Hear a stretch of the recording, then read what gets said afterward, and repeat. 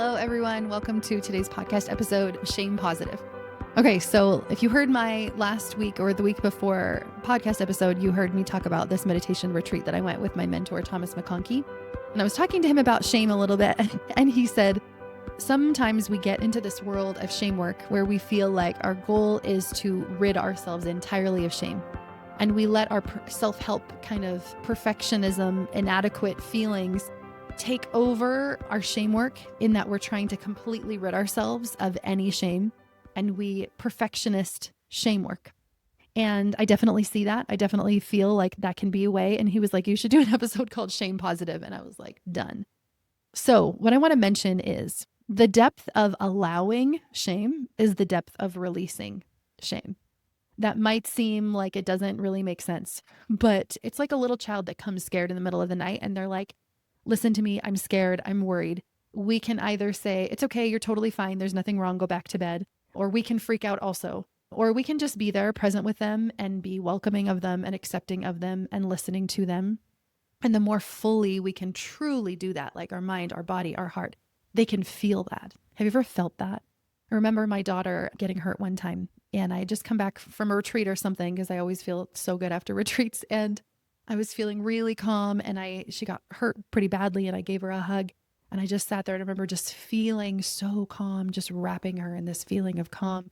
And she went, and I could just feel her entire body relax. But if I had said, oh no, what's happening? Is it, are you okay? Or I tried to rush it because I didn't have very much time, or maybe thought she was freaking out too much, or all the things that we can do in our mind, instead of being there present in that moment with her in my body, it wouldn't have been the same experience for her. And I want us to think about that in relation to shame. Can we allow it to that same extent? Can we allow it in? Can we let it be there? Because what if our level of allowing is our level of releasing? What if allowing also equals releasing? What if surrendering to that feeling that feels so intense is the way in which it finally feels comfortable to leave at some point? There's a quote I want to share with you. I'm going to read. It's from, maybe I've shared it before, but I love it. Bastille versus the Evil Librarians by Brandon Sanderson. It's like a kid's novel book series, but I literally had to stop the audiobook and be like, wait, I have to write this down because it was so good. This is what it says. I'm not always a good person, but I'm not just a coward either. Sometimes I'm heroic. Sometimes I'm selfish. I'm all of these things at once. I'm a human being like you. I often make mistakes, and sometimes I repeat them.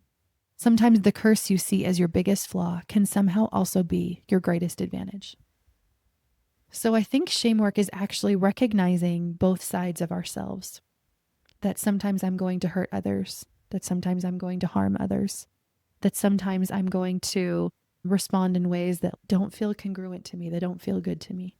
Sometimes I'm going to make mistakes because that is all part of being human. And embracing this other beautiful, whole, fullness side of myself also, and embracing all of it. And that through that embracing, we can move forward. There's a quote, I think it's by Viktor Frankl, and it says, there's a pause between stimulus and response, and in that pause lies our growth and freedom.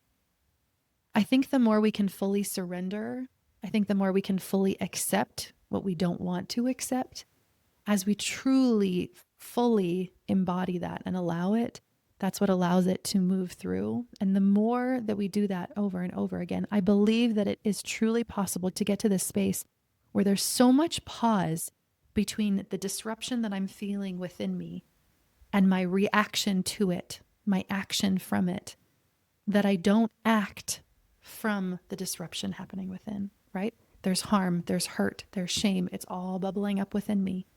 And I pause before I respond. And I do think it's possible to live a life in a way where we get there. But I don't think we can get there through just forcing it and willpower and just trying to get there. I think we get there through the opposite, through accepting our humanity, through accepting our mistakes. I was chatting with a client about parenting, and she was talking about how she does not feel good about how she responded to her kids this one day, and she really freaked out at them and she felt really bad. And later on, her kid, one of her daughters, had come up to her and had said something along the lines of, I know you did do, wrong things when you were little, but I'm sure you never did this. And I don't even remember what it was. And her mom was like, no, yeah, when I was little, I did that too. And I paused to her and I just said, do you remember that time when you really freaked out and then you went in and you apologized, like in the living room when you sat them down and you were like, I didn't really mean what I said. I was upset. I was like, that is not just saying back then when I was 5, I remember feeling this way and I did this when I was 5. It's like saying I'm a parent and I still do this now and I just did this yesterday. It's giving them permission to be okay with their own mistakes because I'm also okay with mine. I'm owning them. I'm speaking them aloud.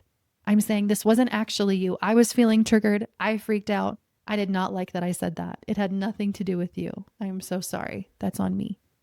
The more we do that, the more we can say, this is how I show up as a parent making mistakes sometimes, just like you feel like you're a kid making mistakes. What a beautiful gift of shame resilience we can give them as we move through shame in our own body and show them how to do the same. So I think as we're in this time where like sometimes we do react and respond from our shame. I don't know about you, but I do. And I've been doing this work for years. Sometimes I act out of my shame. Sometimes I speak from my shame without having processed it fully. And I know that's unkind and I know it harms and hurts other people. And I can come back and I can apologize for that and I can make amends for that. And I think that can be a gift that I give to other people too. Instead of coming across as this perfect person that never feels shame and always responds perfectly all of the time. I don't think that's as true or authentic. But I do actually think it's possible that the more we allow it, the more we surrender to it, the more we accept our shadows, our disruptions, our harm, our hurt, our shame, the more fully, the more deeply we can do that. The more we can move into a space of pause between stimulus and reaction, of expanding that pause over and over again until we really truly can get to the space where we can feel whatever disruption's happening within and we don't act from it. And I didn't know if I knew that before. I didn't know if I believed that before. But when I was at my meditation retreat, I really felt solid in that. That is possible, but it's not possible from lack. It's not possible from not allowing shame, from like perfectionism, like I will heal myself fully. Like we can do self-help from a sense of lack, or we can do self-help from a sense of abundance and wholeness and fullness and acceptance and surrender. So I don't know who else needed to hear that. I hope that was helpful for you, but I think it's the allowing of shame that will help it to move through, not the resistance of it. So my question for you would be, how can you allow it more this week? How can you allow it more fully in your body, in your life, in your system? And what could that do for you? What could that change for you? All right. Thanks again for being here. And again, if you like this episode, like, share, comment, all the things, send it to somebody else, review, rate, subscribe. All of those things help it get out into the world. Thanks so much. See you next week.